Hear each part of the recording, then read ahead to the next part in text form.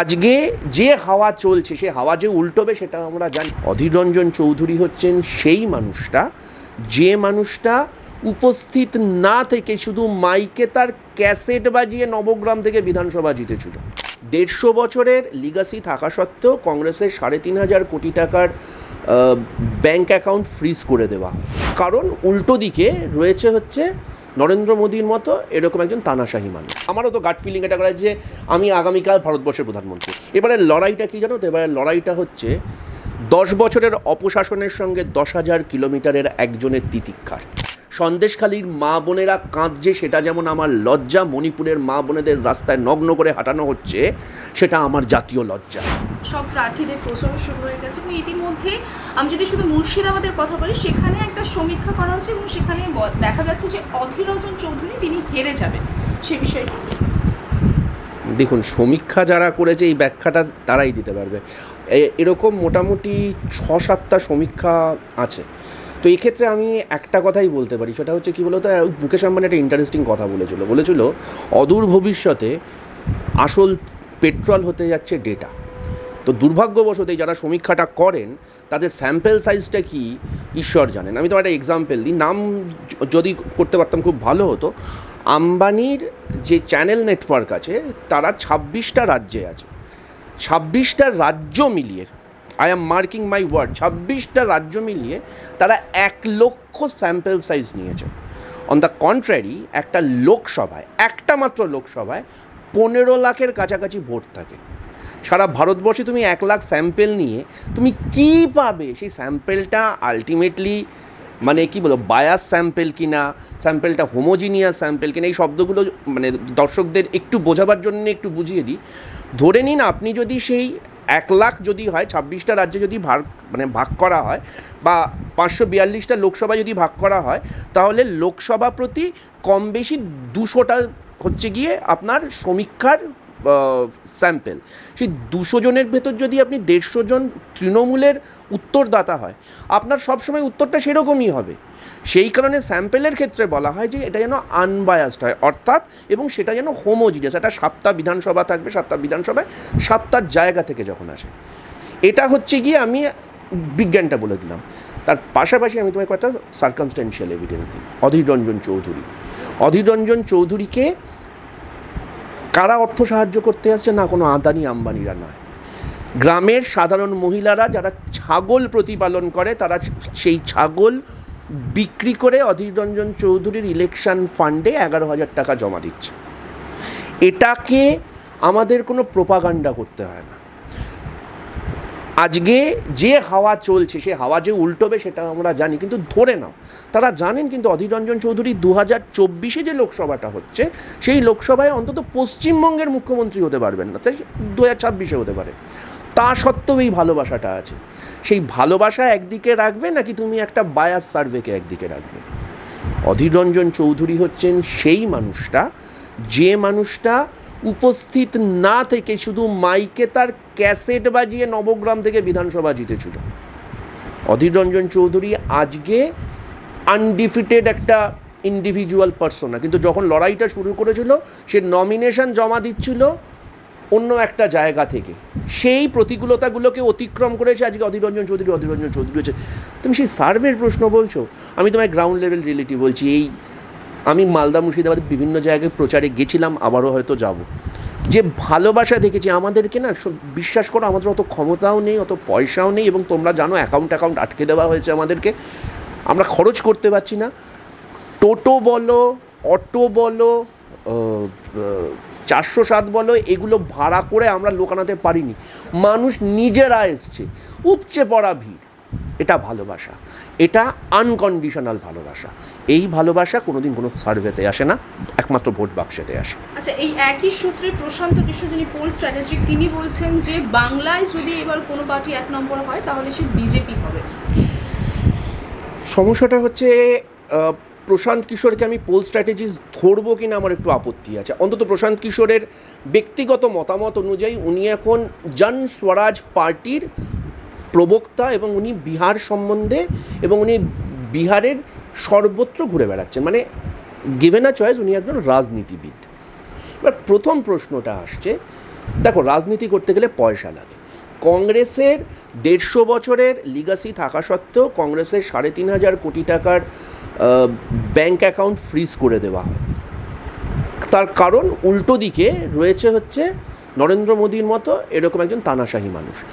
সেখানে দাঁড়িয়ে একটা নতুন পার্টি ফ্লোট করা কি মুখের কথা? তাহলে সেই পার্টিটা উনি ফ্লোট করতে পারছেন কাদের আনুকূল্যে, কাদের অনুগ্রহে। আচ্ছা, তিনি কিন্তু দক্ষিণ ভারত সম্পর্কেও একই কথা বলেছেন। উনি দক্ষিণ ভারত সম্বন্ধে এটাও বলেছেন যে ওখানে 3 থেকে 15% হবে, এবং উনি এটা বলেছেন দক্ষিণ এবং পূর্ব ভারতে এবার দেখবেন যে বিজেপি অসাধারণ ফল করবে। এবার এর দুটো প্রশ্নের উত্তর আছে। এক, হয় উনি এখনও পোল স্ট্র্যাটেজিস্ট আছেন এবং ওনার কাছে স্যাম্পেল ডেটা আছে। উনি কোট আনকোট সেই সাক্ষাৎকারেই বলেছেন যে আমি আইপ্যাকের সঙ্গে কোনো রকমভাবে সংযুক্ত নই এবং 2021 সালে আমি বেরিয়ে গেছি। তাহলে উনি এই ইনফরমেশনটা পাচ্ছেন কোথা থেকে? এটা কি ওনার গাট ফিলিং? গাট ফিলিং হলে আমার কোনো বক্তব্য নেই। আমারও তো গাট ফিলিং এটা করা যে আমি আগামীকাল ভারতবর্ষের প্রধানমন্ত্রী হবো, তাই তো কিছু যায় আসে না। আমি এটাও তো আমার গাট ফিলিং হয় যে আমাদের হিরো আলম একদিন মানে উত্তম কুমারের থেকে বড় হিরো হবে, এই সব ভেবে লাভ নেই। তাহলে প্রশ্ন ওনার বক্তব্যের বেসিসটা কি? এক। দুই, এক হচ্ছে যে আমার গাট ফিলিং আছে এবং উনি যেহেতু একজন নন পার্সোনালিটি, ওনার মানুষকে প্রভাবিত করার ক্ষমতা আছে। তাহলে কেন করছেন প্রভাবিত? এক, এই যে একটু আগে যেটা বললাম যে উনি দীর্ঘদিন যাবৎ এবং প্রত্যেকটা গ্রামে নাকি চৌপাল করছেন, উনি নাকি প্রত্যেকটা গ্রামে থাকছেন এবং অসম্ভব সুন্দর, এবং তোমাদের চ্যানেল হোক বা অন্যান্য চ্যানেলে সেটা কিন্তু প্রচারিত হচ্ছে এবং ইউটিউবার বলো বা পডকাস্টার বলো তারা কিন্তু সেটা দেখাচ্ছে। আসছে কোথা থেকে? ইনফ্রাস্ট্রাকচারটা হচ্ছে কী করে? একটা জনসভা, একটা পথসভা করতে গেলে আমি তোমাকে একটা মানে স্ট্যাটিস্টিক্স দিই, যে কারোর সঙ্গে নিতে পারে, যেটা চৌকি সভা হয় না, যেটা ওই রাস্তার মোড়ে হয়, সেটা করতে শুধু একটা চৌকি সভা করতে কম বেশি 12,000 থেকে 15,000 টাকা খরচা হয়। সেখানে দাঁড়িয়ে এই লোকটা সারা বিহারের মতো ওরকম প্রত্যন্তর জায়গা যেখানে ফারফ্লাং এরিয়াস আছে, সেখানে তুমি রাত্রিবেলায় গিয়ে স্কুলে থাকছো বা সেখানে গিয়ে তুমি অনুগামীদের নিয়ে থাকছো, তাদের খাওয়াচ্ছে এটাকে, ফান্ডটা আসছে কোথা থেকে? That means nothing is free. ইংরেজিতে একটা কথা আছে, সেটা হচ্ছে you can't have a free lunch, if you have a free lunch then you have to buy an expensive dinner. উনি এখন সেই ফ্রি লাঞ্চটা পাচ্ছেন বলে ওনাকে একটা এক্সপেন্সিভ ডিনার কিনতে হচ্ছে। সেই এক্সপেন্সিভ ডিনারটা তাদের জন্য যাদের পয়সায় সরকারটা চলে, রাজ্য সরকারগুলো, কেন্দ্রীয় সরকারগুলো, ইলেকটোরাল বন্ডের সরকারগুলো চলে, তাদের অনুগ্রহ পেয়েছেন বলে তাকে এই সব কথা বলতে হয়, না হলে ওনার খাওয়া জুটবে না। আচ্ছা, কিছুদিন আগে তিনি মন্তব্য করেছিলেন যে রাহুল গান্ধীকে এখন দলের যে দায়িত্বে তিনি আছেন এখন সেটা নেমে আসা দরকার, কারণ 10 বছর তার দায়িত্বে যে আনসাকসেসফুলভাবে দলটা চলেছে, এখন অন্য কারোর ওপর সে দায়িত্ব দেওয়া উচিত।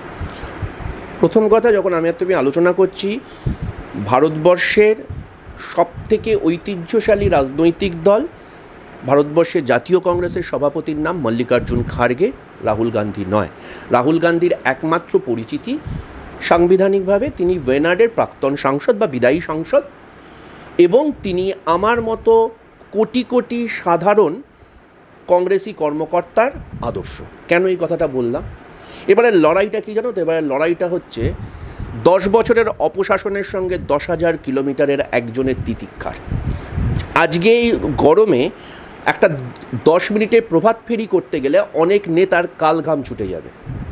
রাহুল গান্ধী হচ্ছে সেই মানুষটা যে কাশ্মীর থেকে কন্যাকুমারিকা এবং আইজল থেকে আমেদাবাদ হেঁটে বেরিয়েছেন ভারতবর্ষটা এক করবার জন্য। এই কারণে বললাম 10 বছরের অপশাসন ভার্সেস 10,000 কিলোমিটারের পদযাত্রা। যে তিতিক্ষাটা, যে পরিব্রজ্জাটা এই শেখায় যে ভারতবর্ষের ফ্যাব্রিক, ভারতবর্ষের ন্যারেটিভ ভারতবর্ষের মতো থাকবে। অন্য দেশে কি হয় না সেটা আমার কখনো পরিমাপযোগ্য হবে না। এখানে আজকে তুমি একজন নতুন সমাজের প্রতিনিধি, তুমি একটি মেয়ে, তুমি স্বাধীনভাবে রাস্তায় বেরোতে পারো।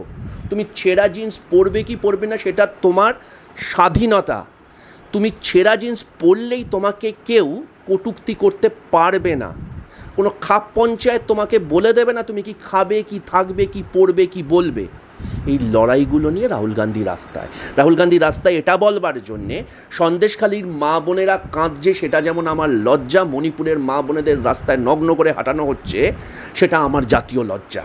এক জায়গায় প্রধানমন্ত্রী এসে তার স্বভাবসুলভ বাচালতা দেবেন আর অন্য জায়গায় তার মানে হিরণ্ময় নীরবতা চলতে পারে না। চলতে পারে না যে আজকে যে ভারতবর্ষের যে কি বলবো টেন্টেড বিজনেসম্যান, যে বিজনেসম্যানকে এই ভারতবর্ষের তদন্তকারী সংস্থাগুলো একটা সময় একটার পর একটা নোটিফিকেশান পাঠিয়েছে, ইনক্লুডিং লিকার গেট, যেটার জন্যে দিল্লির সিএম আজকে জেলে, তার রাজসাক্ষী হচ্ছে সেই মানুষটা যে 51 কোটি টাকা বিজেপি ফান্ডে দিচ্ছে, এবং সে এই পুরো ঘটনার কে সবথেকে বড় কিংপিন, অরবিন্দ ফার্মার কর্ণধার।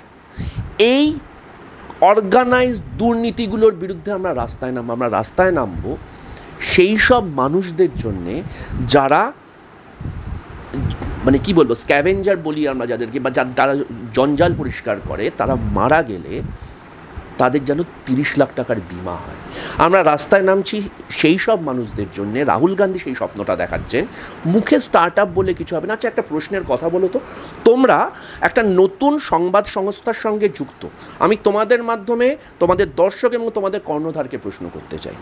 তোমরা একটা স্টার্ট আপ সংস্থা, তোমাদের এরপরে হয়তো তুমি কোনো বিজেপির সাংসদ, বিধায়ক বা সাংসদ পদপ্রার্থী তাদের কাছে যাবে, একটা বিনীত প্রশ্ন আমার তরফ থেকে করো, সেটা হচ্ছে, বা সাধারণ মানুষের, স্টার্ট আপ ইন্ডিয়া নিয়ে তো প্রধানমন্ত্রী এত বড় বড় কথা বলেন, তোমরা সংস্থা হিসেবে কি সেটা পাওয়ার যোগ্য নও? কোথায় সমস্যা? হলে হয়তো তো একটা বাঙালি এন্টারপ্রেনার হিসেবে তোমাদের সংস্থাটা একটু এগিয়ে যেতে পারত, তোমাদের একটু সুবিধা হতো। কেন সেখানে একমাত্র কিছু নোটিফাইড সংস্থা পাবে? কেন এই প্রশ্নটা করব না? 1.5 বছর আগে যে বাইজুস ভারতীয় ক্রিকেট দলের স্পন্সর ছিল, আমার কথা বিশ্বাস করতে হবে না, ইউটিউব খোলো, দেখবে রবিচন্দ্রন অশ্বিন থেকে শুরু করে ইন্ডিয়া ক্রিকেট টিমে বাইজুস লেখা ছিল। সেই বাইজুস আজ কেন ব্যাংক্রাফট হয়ে যাচ্ছে? এই প্রশ্নটা তুমি করবে না যে পেটিএম যে সংস্থা সবার ওয়ালেট ছিল, তারা কেন ব্যাংক্রাফট হয়ে যাচ্ছে? এর দায়টা কে নেবে? এগুলো তো স্টার্ট আপ ছিল, যে কথায় কথায় বলে 1 কোটি ইউনিকর্ন করেছে। এই মিথ্যেবাদী, এই মিথ্যেচার। ভারতবর্ষে ভালো প্রধানমন্ত্রী পেয়েছে, খারাপ প্রধানমন্ত্রী পেয়েছে, দুর্বল প্রধানমন্ত্রী পেয়েছে, শক্তিশালী প্রধানমন্ত্রী পেয়েছে, সুবক্তা প্রধানমন্ত্রী পেয়েছে, কিন্তু এত মিথ্যেবাদী প্রধানমন্ত্রী কোনো দিন পাইনি। আনফর্চুনেটলি আমি এটা বলতে বাধ্য হলাম। যে প্রধানমন্ত্রী এটা বলতে পারে, ঠিক সময় কেন্দ্রীয় সরকারের ইন্টারভেনশনের জন্য মণিপুর শান্ত হয়েছে, লজ্জা করে না? আজকেও যখন আমি আলোচনা করছি, মণিপুর জ্বলছে, এমন জ্বলছে, সাউথ মণিপুরে বিজেপি প্রার্থী দিতে পারেনি। ফর ইউর কাইন্ড ইনফরমেশান, এটা হচ্ছে মিথ্যাচার। এবং এই মিথ্যাচারের বিরুদ্ধে ওই যে বললাম 10 বছরের অপশাসন ভার্সেস 10,000 কিলোমিটার, যারা ভারতবর্ষের আত্মা বোঝে না, যারা কারোর পেড প্রোফাইলে থাকে, কারোর পেরোলে থাকে, তারা তো এইসব কথা বলবেই। এই প্রশান্ত কিশোরী আরেকটা সাক্ষাৎকারে একটা ইন্টারেস্টিং কথা বলেছিলেন রাহুল গান্ধী সম্বন্ধে। তিনি বলেছিলেন, রাহুল গান্ধীর সঙ্গে নরেন্দ্র মোদীর পার্থক্য হচ্ছে, রাহুল গান্ধীর নিজের সিদ্ধান্তের প্রতি এতটা কনভিকশান আছে, উনি হারতে পারেন, কিন্তু উনি সেই কনভিকশানটা এতটা স্ট্রং যে সেই কনভিকশানটাকে বাস্তবায়িত করবার জন্য উনি রাস্তায় লড়ে যান। আজকে যদি নরেন্দ্র মোদী, এবং এতবার হারবার পরে উনি কিন্তু সেই কনভিকশানে, সেই রবার্ট ব্রুশের মতো যে তার লক্ষ্যে অবিচল ছিল, আজকে যদি নরেন্দ্র মোদী 10 বছর কেন 5 বছরে 5 বার হারে, তাহলে নরেন্দ্র মোদী নেতাও থাকবে না, নরেন্দ্র মোদী প্রধানমন্ত্রীও থাকবে না। That is the difference.